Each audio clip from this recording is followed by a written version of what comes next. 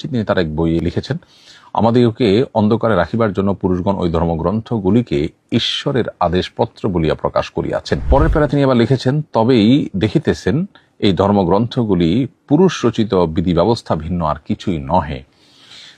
আরো অনেক কথা তিনি এখানে লিখেছেন, আমি সেগুলো আর কোট করতে যাচ্ছি না।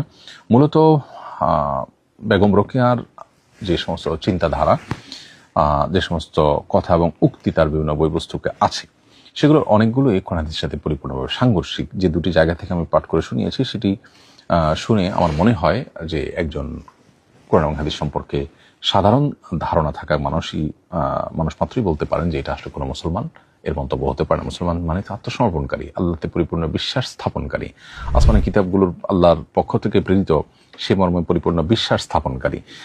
তিনি তার এই দ্বিতীয় পারার একটা পর্যায়ে বলেছেন যে মুনিদের বিধানে যে কথা শুনিতে পান